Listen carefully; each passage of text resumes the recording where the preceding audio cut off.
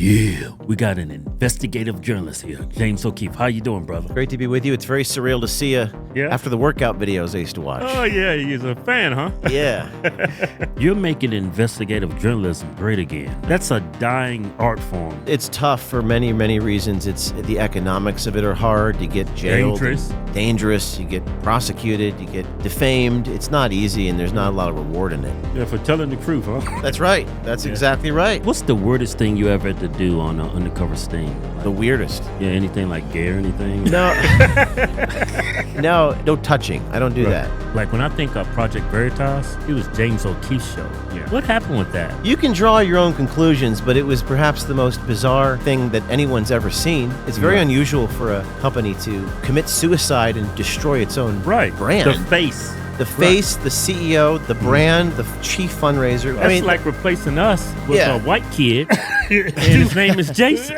Now, God works in mysterious ways because I created a new organization, OMG, O'Keefe Media Group, and I've made this movie. It's all about the border crisis, and it's a very unusual look at the border crisis in that I actually went to Mexico and we filmed the entire journey the illegal immigrants take. Where can people see the film? LionInTheSandMovie.com. Tucker Carlson's partnering with me, so it's going to be on his platform. That's a great partner. Yes. Y'all got a lot in common. Yeah. Any moment in the film did you feel like your life was at risk, or? The cartel guy was like, come talk to me over here alone. And I'm like, I'm not going over there alone. She's like, the Americans don't come here. Yeah. You're going to get ransomed. They're going to ransom you for $100,000. I was scared to death. I'm like, are they going to kill me? Are they going to ransom me? You'll have to watch the movie to see what happens. Yeah, welcome to episode 34. We got an investigative journalist here, James O'Keefe. How you doing, brother? How you doing, guys? Good, guys. Great to be with you. It's very surreal to see you after the workout videos I used to watch. Oh, yeah, he's a fan, huh? Yeah. Fuck out the way. Creatine is for losers, man. Remember that one? Hey, man, you want to build some muscle, man? You come to the right place, man. This was like 2011 because my mentor, Andrew Breitbart, passed away. And I'm like, I got to start eating right and getting healthy. Yeah, me too. This is what, day 10? I lost like 7 pounds. Oh, yeah? Yeah, I'm trying to get back in shape. Trying to bring back the gains. What'd you do, just cut out the carbs? Oh, just calories, carbs. Yeah, that's what I cut back is the carbs. Yeah. And the sugar. Yeah. That's what hurts me the most. Yeah, but you're making investigative journalism great again. That's that's a dying art form. Nobody's doing that. Nobody. Yeah, it's tough for many, many reasons. It's the economics of it are hard. You get jailed. Dangerous. You get prosecuted. You get defamed. It's not easy, and there's not a lot of reward in it. Yeah, for telling the truth, huh? Yeah, that's right. That's exactly right. So it's journalism is there are people doing it more, but it's just easier to just talk about what you think than to go out in the field and risk reputation like that. Right. Yeah, like your name has become synonymous. Like when I think of Project Veritas, it was James O'Keefe's show. Yeah. What happened with that? Yeah, that's a very difficult thing, and what happened was we had broken this massive story about Pfizer. I saw that story, and it was suddenly, and that was the biggest story we ever broke. Watched a few hundred million times. Suddenly, my chief financial officer came to me, and he had an emergency about various expenses I took. It's always the CFOs. Took the helicopter to go to a meeting because they didn't want to drive 9 hours. So suddenly there was an emergency. So nothing had changed in 10 years. Right. I had to raise all the millions of dollars to pay lawyers and pay bills. But suddenly there was an emergency. So they had an emergency board meeting, 6-hour-long meeting. And they tried to get me to lose my temper. I did not lose my temper. And then they effectively terminated me. They said, you're indefinitely suspended without pay. Indefinitely suspended. Not allowed to even do anything. It means gone forever. Gone. Fired. Yeah, right. This is February 10th. So I just started a new organization and kept doing it. And then they sued me to try to shut me up and shut me down. Injunction. That went to court actually 2 months ago. I defeated it in federal court. I testified, and now they're still suing me. So You can draw your own conclusions, but it was perhaps the most bizarre, thing that anyone's ever seen. It's very unusual for a company to commit suicide and destroy its own brand. The face, the CEO, the brand, the chief fundraiser. It was you put your neck on the line doing all this undercover stuff. It's like replacing us with a white kid, and his name is Jason. As they were having this meeting, it was a 6-hour long, I guess you'd call it struggle session, just trying to get me to lose my cool. The only thing that occurred to me, the number one thing, is we had whatever $15 million or whatever it was in the bank. All of that money was raised to pay legal bills. And the only thing I was thinking was, if they do this, I was thinking this in my mind, if they go through with this, it's going to, obviously, they're not going to be able to raise a penny. And they're going to eventually run out of this money because they're going to spend it on payroll. And then I thought, how are we going to be able to afford to pay all the legal bills for all the journalists? Because, the legal bills are insane in my line of work. I'm talking like $5 million a year. Oh, man, lawyers are vultures. Lawyers. I hate lawyers. It's always the lawyers. And people say, "Oh, find a pro bono lawyer." It's like, find pro bono food, find pro bono blueberries. The market determines the cost of the thing. No one's going to work for free. There is no such thing as a free lunch. The thing I hate about lawyers is they get dollar signs. Oh, I know this guy. He's got deep pockets. I'm going to milk him for everything he's got. They raise their rates and he drag things out intentionally. I'm well aware. So this FBI raided me, and we're talking millions of dollars to fight the Department of Justice. And this is what they do to people in this country. They make it so painful to tell the truth, to do the right thing. And they make an example out of the people who lead, and they try to deter other people from following. But if your cause succeeds, then the timid may follow. Then the timid may join you, for then you're setting the example. So I went through this. It was just I would say it was almost like a spiritual experience. And you coming off very biblical right now. No, I'm telling you, it cuts so deep. And the thing that I learned, and of course everything, you think about pain, is that I view pain as an education.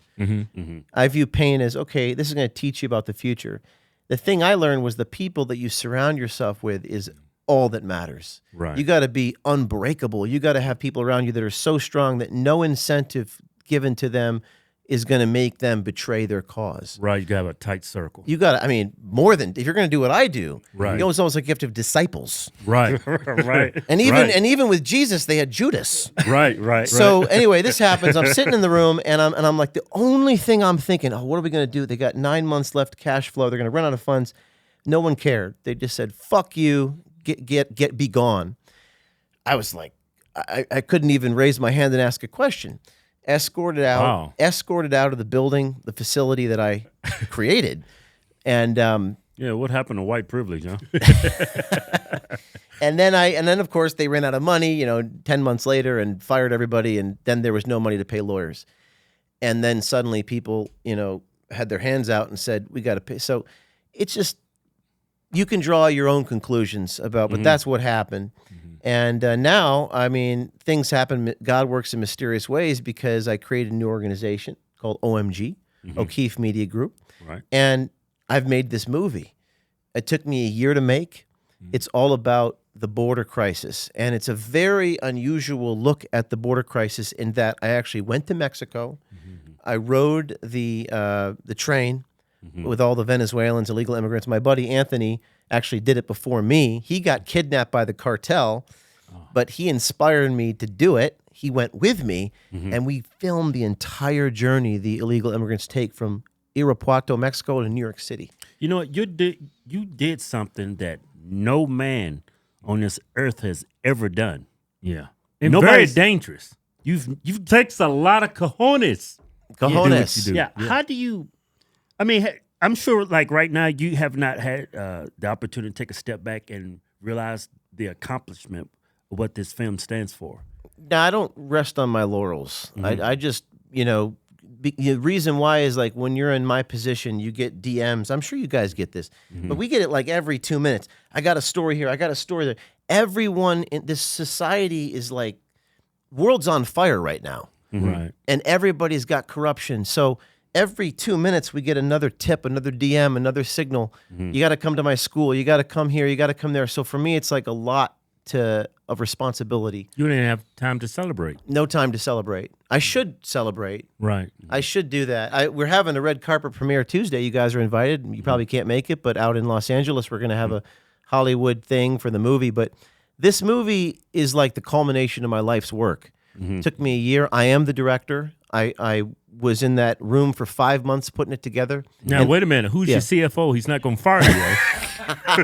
You got to watch out for the CFO. So I'm the CFO. Oh, okay. Good. I'm the CFO. You learn from your past mistakes. There's no board. There's no directors.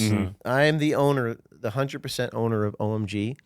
And but the film is a documentary, but documentaries tend to be very like boring and they preach to you and they're retrospective. This is like you're in it. You're immersed with the cartel. You see what these people see. I took all politics out of the film. I think this is a humanitarian issues with these children getting trafficked. It's not a political thing. Yeah, I think you framed it correctly. Yeah. And I think that's why you're so successful. You come off very, very genuine. Well, thank you. And I think we have a trailer. I don't know if you have that ready, but I'd love to play that for you guys. Yeah. We got an unaccompanied minor right here, guys. Oh, wow. This is heartbreaking right here. That's See the nuts. handcuffs? Those criminals are being put with the kids? Yep. They're putting the criminals with the kids.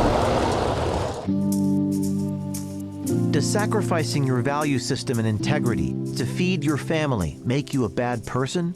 They're putting blinders on right now to stop us from seeing what's happening. There seemed to be an internal struggle between doing what people perceived as the morally right thing and pursuing their livelihood. You can't move 500,000 children in 3 years if you're asking a lot of questions. Maybe it's all just human nature. Maybe the powers that be know that. That is Cartel. Stop the car. Stop the car. Where are you going? This is very upsetting. They're right there. Get down. They're in the secret facility right now. It's just all about money. There's a car right there. They got ladders. Right now. In front of me are all the migrants. We're headed north. It's not about people. How much money are you making off of this crisis? $1 billion. Every single agent knows deep in his heart what's going on is wrong. I know you're just trying to do your job. We're taking children, we're then delivering them to people who they don't even know. No, okay, just... What's happening inside that facility? You know what's happening here? They all protect each other. The NGOs, They got some spotlight on us. the federal government. This is dangerous. I don't think we can trust anybody. America, we made it. Everything on the wall. Follow the journey of the immigrants, I can't do this, guys. the journey of the children, Oh, this is big time. We're in a cartel tunnel now, dog. and a cartel, and the journey into human nature. Some things can't be read in a book or a newspaper. They must instead be lived. There's nobody here to stop this. There's nobody. Wow. Yeah, where can people see the film? It's Tucker Carlson's partnering with me, so it's going to be on his platform next week. Cool. Next Thursday. That's a great partner. Yes. Y'all got a lot in common. Yeah. He was fired a month after I was, I think. Right. Y'all kind of bonded on that one issue, right? Well, I feel like, I kind of got him beat in that I founded the organization I was fired from. Yeah. But we both got slapped in the face, and he bounced back in a major way. He's probably the most influential guy there is out there. So are you, brother. Well, I appreciate that. Thank you. So that's amazing. Your doc, it doesn't come off it comes off like a very like a movie. Yeah, a movie. Not only a movie, but it's a reality show, and it's real. It's real. It's all real. You're gonna watch this, and you're gonna be like, how did he get that on tape? Like, there's this one scene in the film where I come into covering issues like naive. Like I always come into a story like I don't want to have any bias or prejudice. I don't know what's going on. Be a journalist. Just be a journalist, just factual. So I roll up to the California fence, an hour east of San Diego, and there's no Border Patrol guys anywhere. It's like there's nothing, and they're just coming through. And then these cartel guys got these big saws, these massive buzz saws, and they're sawing through the steel beam, the big border wall, the border Trump wall. Trump wall. They're sawing through this wall, and I'm hearing it, and I'm smelling it. So we decided to put audio devices on the beams, placed every few hundred yards to record these guys talking to each other. I'd love to hear what they're saying. Right. We do that. So we work all week. This is in April. We're exhausted. We're picking up the audio, no dice. We're not able to capture because we didn't put it in the right place. And just as we're about to give up, on Friday, I think it was April 17th, we roll up 7 p.m. to retrieve the device, and the cartel is face-to-face with me with the saw. Wow. And this is in the film. And they get scared. They drop the tools. They run back into the bush. And then they say to me, you got to let us finish working. We got to finish this job. We got to get paid. That's what they said. Now, they said it in Spanish. Right. I had to translate it. And while this is all happening, and then they're threatening us to finish the work, there's a Border Patrol agent just a few hundred meters away watching all of it. Why was he just watching? Just watching. His hands is tied. So I go up. No, he's being paid to watch. That's wow. That's the issues in the film. That's why we call it line in the sand. So I run up to him. I'm like, what are you doing? He just shrugs his shoulders. And a lot of these Border Patrol agents telling me, oh, I need to feed my family. I have my pension. I make $130,000 a year. It's like, so you're just doing this for the money? They're like, yeah, I just need the money.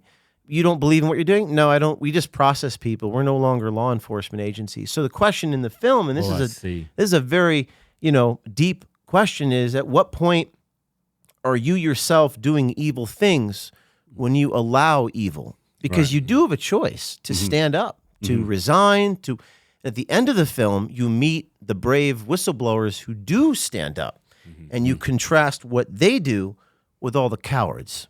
Right. And that's why the film is about the border, but it's not really about the border. It's about human nature and the corruption. The corruption. And you made a good point about, are they paid off? And you start to realize everyone's paid off. Everyone's making money off this. Everyone's got a price. Everyone has a price. You'll meet a couple people in the film who don't, but almost everybody. Yeah, right. And that's because they didn't hear the right price yet. And most people, so I like to say that, I have no price, but most people's price is actually their children's life. So most people's, and rightfully so. Everybody has a price, yeah. People will do anything to protect their children. But the problem becomes, what if you have to do evil things to protect your children? Right. It starts to get really complicated. Right. And then you have this border crisis where everyone's making money, cartel making money, the government's funding it. Wait a minute. Okay, the government's funding. Government's funding it. Health and Human Services, people don't realize, is $1 trillion agency. They fund these centers, these NGOs in Texas. Non-government organization that has a budget of Southwest Keys, $1 billion company. The government funds it. They house all the underage kids. So if they take the flow of the children away, they stop the flow of money to the companies that house the children. They lose their job. They lose their job. And they said that to me. And all the bus companies, you never heard of them, Damaris, IS4, GS4, just hundreds of companies. And these bus drivers said, well, we need the illegals to keep coming. I said, why? Because without them, we don't have a paycheck. It was actually surprising to me to hear such candor from all of these people. You think that there's some big conspiracy. Listen, there might be. There probably is. But at the end of the day, everyone's got a price. And it's my quest to find people who don't have a price. Because that's how we save this country. We find people who don't have a price. And I think they do exist, but they're 1 in a million. Yeah, they're like you. Well, I appreciate the compliment. Don't tell me you sold your soul to the devil. No, nobody. I was fired. The most painful thing I've ever been through was being fired from Project Veritas. I've been raided by the feds. I've been jailed. I was on effective house arrest for 3 years in my 20s. That's a whole other story. I've been defamed. I've been sued 30 times. I've been to 3 jury verdicts in 5 years. But that's crazy. I think the betrayal for me is the hardest. It's like you get shot at the front, at the top, from the sides, but then you get stabbed in the back. Right. People will stick a fork in you the moment they can. These are conservatives that did that to you. Conservatives. I mean, many of them may not have been, but I don't think it's more like the politics. It's more just human greed. Human greed. You have to be you have to be so strong to be on the front line, and the most powerful people in the world will offer every incentive. I don't just mean money. I mean, like, when you're getting tarred and feathered and smeared and attacked, the people around you have to be strong enough to say, that doesn't bother me. And whoever my wife is going to be, she's going to have to be willing to not just visit me in jail, but be in jail with me. Right. Okay, who's strong enough to do that? And not many people are. Okay? Got our new giveaway. You asked for it, we got it. Man, this is a 69 Chevy Camaro. We give away American muscle here. This is actually a race car, standard, 6-speed, Yanko version. Did you tell him it had a 540 big block in it? It's got over 700 horsepower in now. Did you hear that? This car got over 700 horses. That's crazy. How did they get 700 horses up under the hood? That's that white American engineering right there. That's what founded this country. Go to officialhodgetwins.com. Anything you buy from the site, get you automatic. And it'll win. Yeah. So these are this movie is, I think it's going to change things. Yeah. I think people are going to start going, okay, we're not going to have a country unless we stand up and we stand for something greater than ourselves. Right. I remember when Trump was in office. What was that guy from Texas? I think he was a senator. He was running for governor in Texas. What's his name? Beto? Beto. He tweeted a photo of this 2 immigrants who died in Rio Grande, I think, or something, in Texas. And he tweeted a photo blaming those deaths on Trump. And a lot of people don't realize hundreds of people die every year, if not thousands, at the border just trying to come here. And people don't know that. But he used it as a tool to paint Trump as a white supremacist, and like this is out of the ordinary. When this happens by the hundreds every year. I would imagine those deaths have increased because that border's open, and now everybody is willing to do anything to get here. Yeah. Yeah, I was, again, credit to Anthony, muckraker.com, this brave young man who actually rode the train from, Ecuador up to Brownsville. He inspired me to do it. And I think that changed me because I think a lot of these people are trying to get a better life. If I were them, I would probably be doing it. But you shouldn't allow an open border because that creates that humanitarian problem. That creates the problem. You're fueling the crisis. And what Tara Rodas told me, she's a whistleblower in Health and Human Services. She said, I said, why aren't they vetting the people they bring these children to? And she says, because if you want to move that many children, 500,000 children in 3 years have been unaccompanied immigrant children. Wow. She says you can't be asking questions. You can't be doing any vetting at all for the government to move that fast. So our government is funding child trafficking. That's exactly right. And people don't realize it. Our government is funding it, and if you shut down the border, you'll stop that because these children won't be put into these abusive homes. Oh, our government is funding child trafficking. Yes. Yeah, and it's hard to take the money away. Because you take the money away, then the bus drivers, the NGOs. Here's a crazy thing: the churches are in on it too. And people were telling me, "Oh, James, don't go after the churches. Don't go after the Christians." No. Oh, you have I'm gonna follow the facts wherever they lead me. Right. You have to. The Catholic Charities in California is getting money from the Department of Homeland Security, so they're in on it. I mean, why are they getting money? And that money's not even taxed. Not tax deductible churches. They don't even pay taxes on that money. Just blows your mind. In the film, there's a recording we got from the Catholic Church where these guys are like, "Oh, we're not even Catholic anymore." Like, it's just like, they're the money. They just want the money. They're in the money business. It's man. Listen, it's all about the money. That's what it is, and it always has been. And people think, and this is what I've learned in 20 years of being what I do. People think, people go to D.C. to Congress to solve problems in the society and do the right thing. No. They pick winners and losers in Congress. Right. People think, the border, it's these NGOs trying to help these immigrants get a better life. No.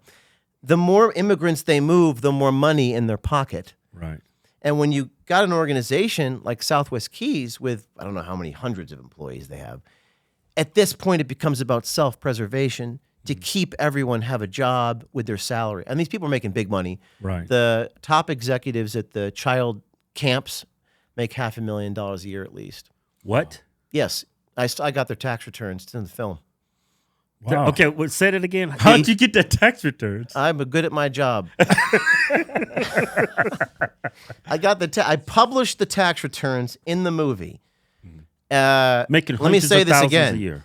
Southwest Key, which is an NGO that houses unaccompanied children, has top 5 executives making over $500,000 a year, and well above the federal salary cap. There's $187,000, I believe. There's a cap for federal funding. They're federally funded, and their executives are making $500,000 a year, and they house unaccompanied immigrant children, and they send the children to sponsors. If you don't know what that means, they send kids to these places where they get abused and raped and trafficked because they don't vet the people they send the children to. So this is all happening because the border is open. And the Catholic Church is involved. The Catholic Church is involved. The Catholic Church is getting funding from the Department of Homeland Security. I did not know that. Yeah. Did you know that? Nope.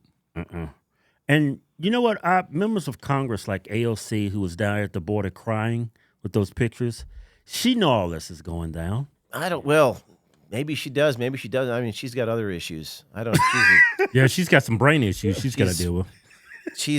She probably wants to put me in jail. She put me in the guillotine if she had the power, I'm sure. Yeah, right. But this is not a political thing, and maybe it shouldn't be. It's just as a humanitarian crisis. On some level, we make fun of her, but man, I'd like AOC to watch this film and appeal to her better angels, because I think you can't have a soul if you watch this and you just anybody who has a soul, like you guys watch them, you probably should bring some Kleenex.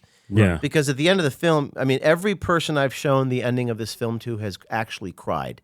And I think that they've cried because, yes, it's hard to see the scenes of the drugged children and little girls. And things drugged children. Some of these things are hard to watch. I didn't put it all in the film because it's hard to watch. There's a couple moments, but I think the reason people are going to cry is because it's like a national cathartic release to see brave people stand up, and it makes you happy that those people exist. It makes you question yourself and why we're here. But if AOC is watching, I would say, appeal to your better angels and do something about these kids. Yeah. Every member of Congress, every member of the Senate, I mean, everybody, whether they need to watch right, that. Needs to see it. Yeah. I'm glad the way you brought the film. It's not a conservative film. It's a humanitarian film. No, it's very much, I took all politics out. People trying to make me to make a political film. I said, no, I want this to be like a cinema verite, raw. It starts with the cartel threatening me and then the Border Patrol watching, and then it goes on the journey. If anything, I think it's more of a bleeding heart film because when I rode the train with the Venezuelans, I thought many of them were nice people. They took me in. Anthony and Taylor, my colleagues, taught this to me. This is very touching. I mean, I'm in this encampment in Mexico with all these Venezuelans, and I gave them Pizza Hut. I fed them. You bet you like that. And I became part of their clan. And then one of the mothers, all they had was a bottle of water, and a bottle of water is like gold to these people. Because I gave them Pizza Hut, they gave me their bottle of water, and then they had nothing. It was very touching. I think it actually changed me. It made me realize the humanity of this, Right? the human element. And little babies, these mothers are holding their babies on their chest, and they're climbing aboard a moving freight train. Now, we're pretty athletic guys. It'd be hard for us to do that. Right. You get your legs chopped off, you get your shoelaces in there, Yeah. and these mothers have nothing, and they got babies, and they're strapped to their chest. They're climbing aboard this train. I mean, it's in the movie. It's do you show any like death in the movie? No, I avoid some of that. Right. I think it's hard to make. It's hard enough to see what they're going to see. I think it's hard enough to see what they're going to see. There's a couple scenes of little girls all alone at the wall. So you'll come across just a girl, 10 years old, in the movie. I saw in your in the trailer the little girl just standing there all alone, unaccompanied. And How scared she must have been. We talked to her, and where's your dad? Oh, he's in heaven. Where's your mom? Oh, she's back there. Where are your parents? And they're lured here. There's one girl that we came across. they drug the kids. They give them some type of plant in Mexico to sedate them.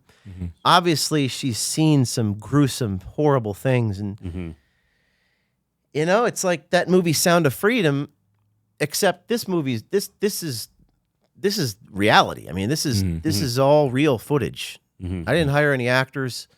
Yeah. This is real. Ain't no actors running around. Running around with illegals trying to jump on a train. Did in any moment in the film did you feel like your life was at risk, or? I was scared in 2 moments when the cartel guy was like, "Come talk to me over here alone," and I'm like, "I'm not coming. I'm not going over there alone." And there was another moment in Mexico. Again, credit to Anthony Muckraker.com. He did this before I did, but there was this moment where. So we get to Mexico, and I'm scared. This is like the locals told me, "What are you doing here?" Like, there's a Mexican guy who speaks English. She's like, "Americans don't come here. Yeah. You're going to get ransomed. They're going to ransom you for $100,000. Yeah, I mean, you would stick out like a sore thumb. Well, I kind of I didn't have a disguise, but I wore a bandana and tried to grow a beard. I don't grow a great beard, but I kind of wore raggedy clothes, so maybe I'm Russian or something. But he said, "You guys are going to get ransomed." And so on Friday night, we're trying to board this train. I'm with these 2 guys, my companions, and they had told me about these people with machetes, and they wore like Ninja Turtle costumes, like black, you know. And in the distance, we see a figure, and Taylor's like, "Hide." I'm like, "What do you mean hide?" So they all like gun on the ground and lay on the back, and these people walk by. I'm like, "This is nuts. Like, I could get killed." Right. There's no place to hide. You're on a train track, walking down the train tracks, looking for this train to come. And I thought to myself, fuck this. Let's go back to Guadalajara and get a flight. I'm going to use some B-roll of this. I'm going to take some B-roll on the camcorder and call it a day. Right. And the next day we waited, and out of nowhere, this train comes in, and the conductor, Ferromax train, says, "Not this train," speaking in Spanish, "not this train, but the one over there." And all of a sudden, all the Venezuelans go running towards this other train, and suddenly we're off to the races.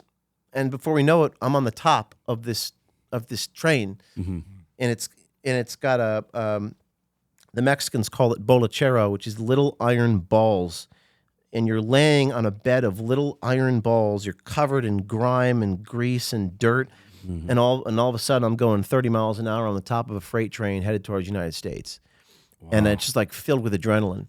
And in the movie, we do get detained by the Mexican Army and Mexican National Guard. So to answer your question, when I was detained, they covered the Army covers their faces with the cloth. And one of the Mexicans said, in Spanish, "This is not good," because usually when they cover their face, they beat the shit out of you.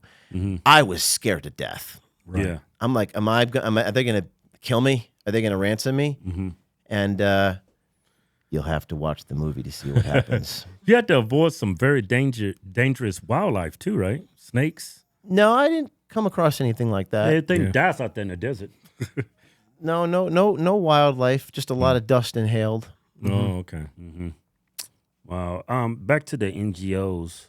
Well, I had no idea that our government was funding that. I thought it was all not.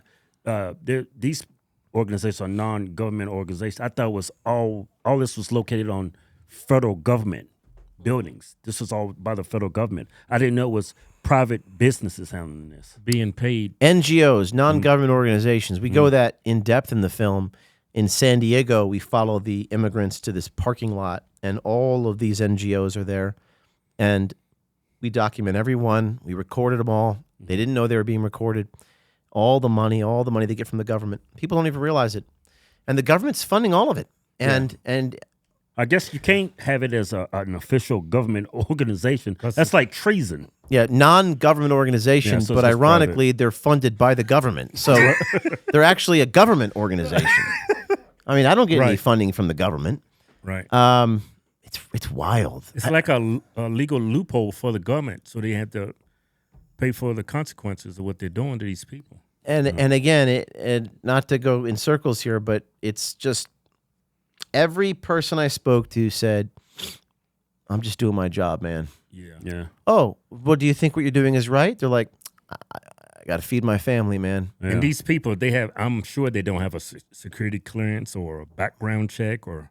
Federal Border Patrol? No. No, I'm talking about the NGOs. The NGOs? No. Well, they could be drug cartel for all we know. That's an interesting point. I mean, the NGOs in Texas, they'll say this is a federal compound. The question is that a federal facility, or is it an NGO funded by the government but itself is not federal? I don't know the answer to that. I snuck into these places. My lawyer said, "Well, it's a risk. It's federal property, maybe." Right. And it's illegal to sneak into federal property, but we took the risk because we felt the children, it's an important issue. Right. We spoke to all the people that work there, and one guy said to me, it's in the film, he goes, "Yeah, I'm not supposed to tell you this place even exists." What? You're getting like funded? Section 7. Why all this secrecy? Like, what are you doing such that you need to keep it secret? Right. It exposes our government. Yeah, but I mean, it's maybe it isn't surprising to hear. And then the next thing he said was, "Yeah, it pays really well." I swear to God, he said that. So you won't believe me. You watch the movie. He goes, "I'm not supposed to tell you this place exists. It's a secret. Oh, it also is really high-paying job. You're going to think that I hired someone to play the role of that dude. No. That's a real person." Sounds like a dumbass. It's a real person right there. Yeah. So anyway, that's lineinthe.sandmovie.com. It's on Tucker Carlson Network, and hopefully it makes a huge difference. Yeah, I think it will. Yeah. I think it will, especially we got this election coming up. It's going to open up a lot of people's eyes. I think it's great timing, really. Hey, man, I don't feel so good, man. What's wrong with you? I'm embarrassed to tell you. I'm just going to tell you, I ain't took a shit in like 2 weeks, man. Ain't you taking your OH? Your optimal human? I thought we ran out of it. Man, here, take this. Here's some right here. Take it. Get it up in you. Drink that. Get that probiotics. That artichoke. That is good. That apple powder. All those essential nutrients that get your intestines right. Yeah, get them intestines right. Get it all up in you. Swallow it. There you go. Why are you drinking it like it's Kool-Aid or something? Just well, you made it with cold water. I'm over here getting brain freeze. What's good with cold water? It's like a smoothie. Oh, man, I feel something move. Oh, man.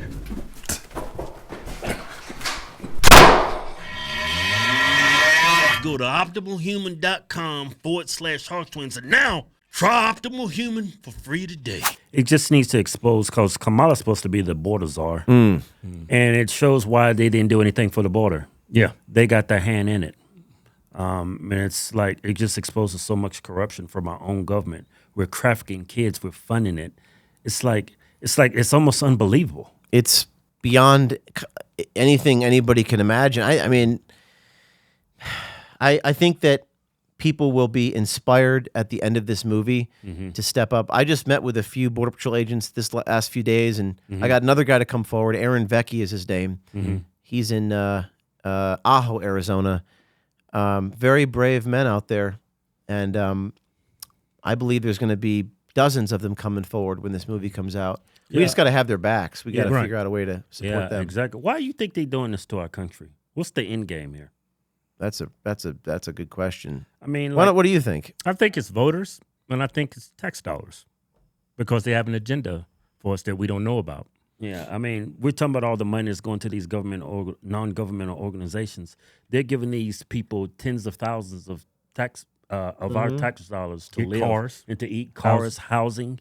Yeah. I mean, I don't think the American taxpayer really realize how the government's funding all of this. Yeah. Because they've never done anything like this for their own citizens. We have like veterans that need help. We have homeless people.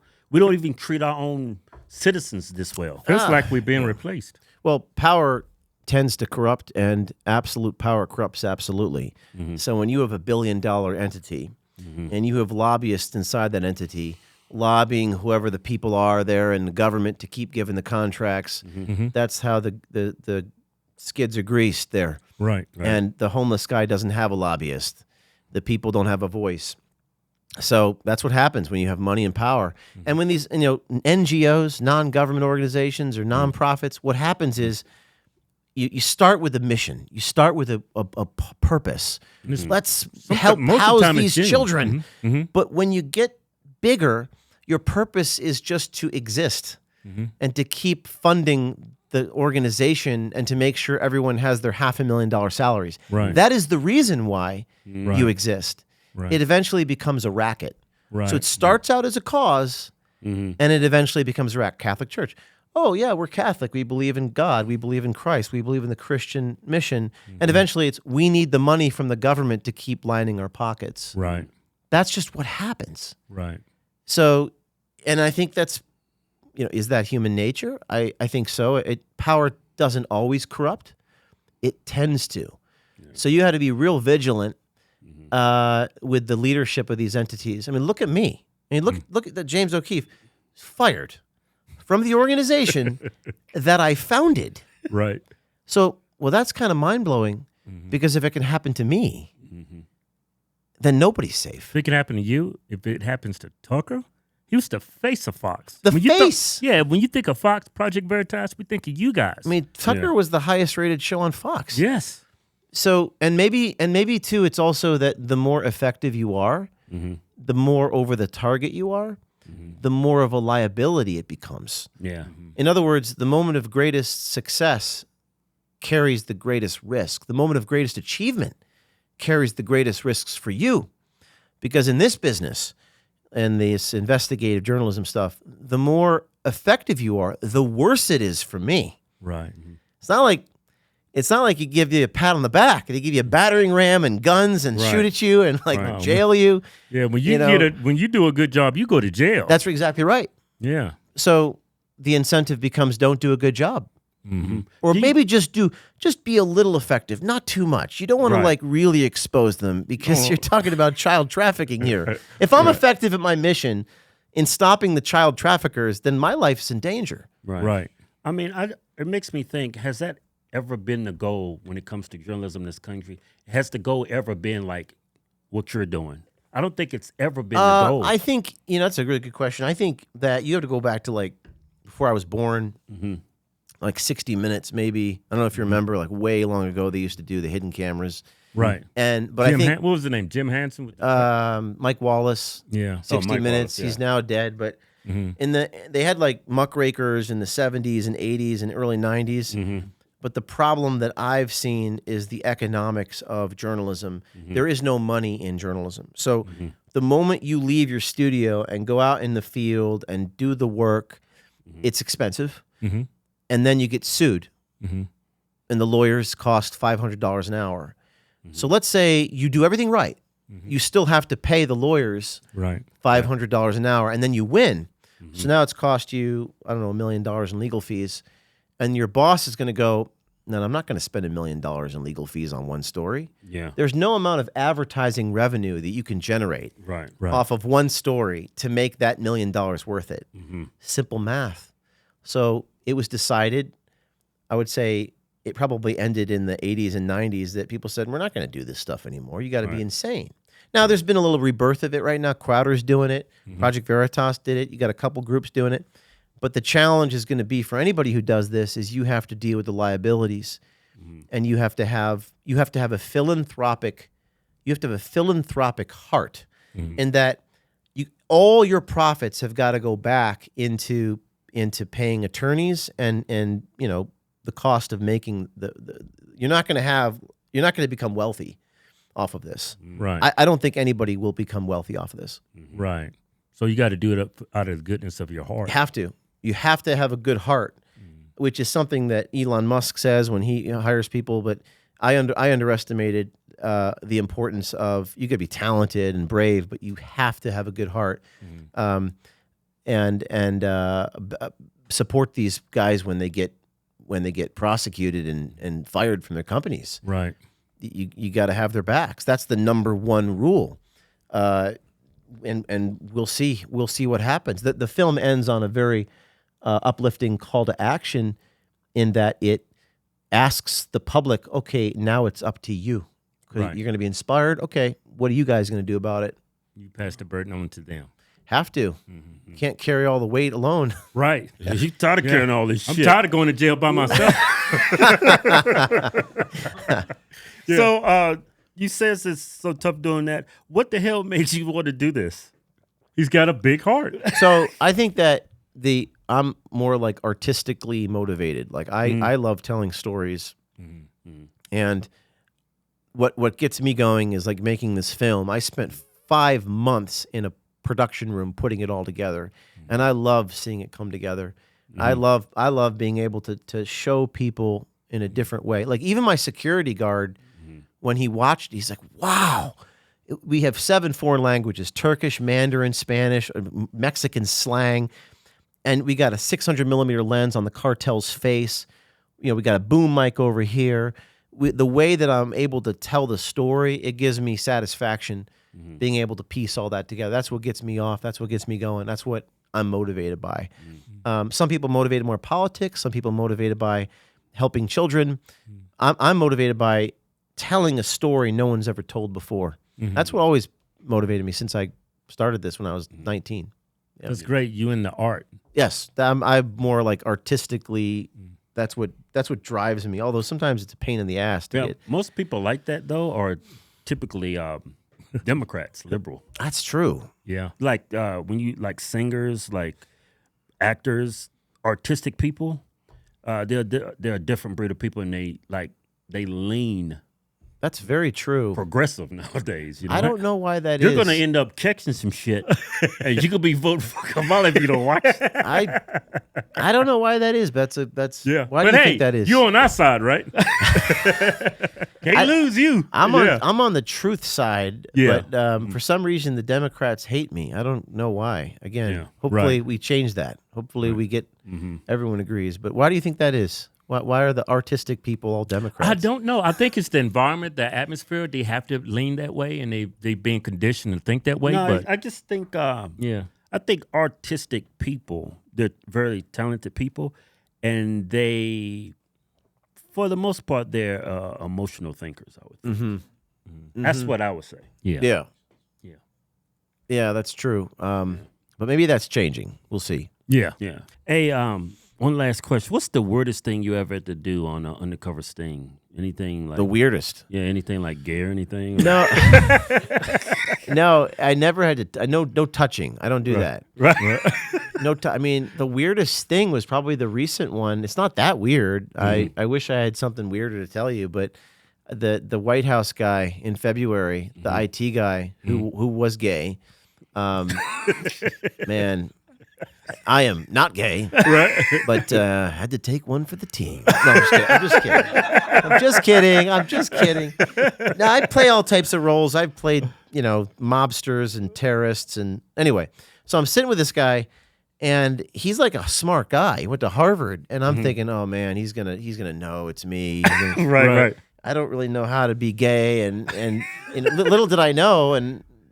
First of all, in Washington, D.C., the ratio of gay dudes who are there's receivers and there's catchers and pitchers, you know what I'm right, pick up what I'm putting down? Yeah. One who gives, the other takes. Correct. Right. So the ratio of people who receive versus people who give is quite high. It's like 10 to 1.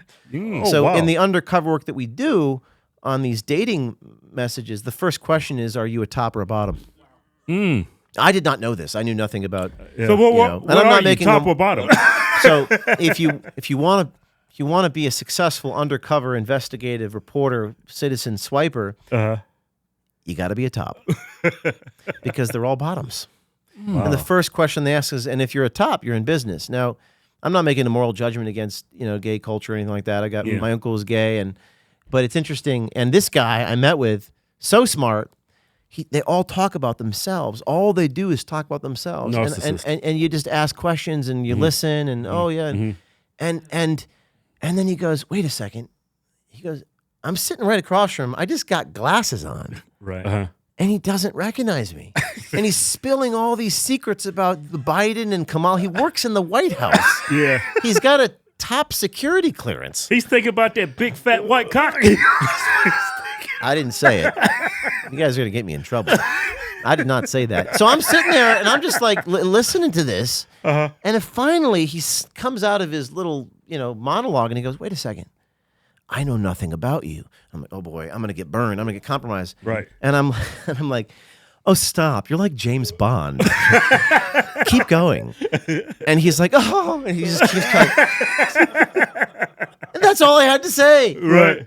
And people think that I don't have to do anything. I just have to feed the ego of the person. And it's, so people have these conceptions. Like, we don't touch anyone. We don't go to bed with anybody. We don't ever do that. People just confess their sins. They confess. I notice about bottom boys, like gay men, they are very, very, very messy. They are almost a liability. How do you know that? Oh, I had some messy friends. Yeah, it's like they're a liability. And they don't care whether it's an alpha or a gay. I don't think that I mean, I may be wrong on this, but I think they just because my staff was like, "How is O'Keefe able to meet with all these gay dudes?" Right. He's alpha guy, and it's almost like they want the alpha. Right. They don't care. They want someone to come off like they're straight. I'm probably going to get comments, and I don't know. I'm just telling you what I've seen. All right. I'm just coming at this blind. I'm just telling you what I've witnessed. Yeah, but that like shows like that group of people, they're like so narcissistic. Yeah. They're totally into themselves. But most people will talk about themselves. Yeah, at some point, but it's like you said, it's like constant. I mean, human nature. People, I view it like I'm their therapist, and they just want to confess all the things they've done wrong, and they're not even talking to me. They're just talking. Right. They're almost like I'm not even there. So this is why we all hate Kamala Harris. Nobody likes her in the White House. I'm like, why are you telling me this? Right. Yeah, they're messy. They're talkers. Well, I think that just generally, I mean, all people, even the females that do it, and the guys, they're not even looking at the girl. Yeah. They're just, and that's when you don't have a clean conscience and you're doing something wrong. It's gonna come out. I know you got to catch a flight. Where else can people find you? O'KeefeMediaGroup.com. OMG. We got videos coming out every week, every day.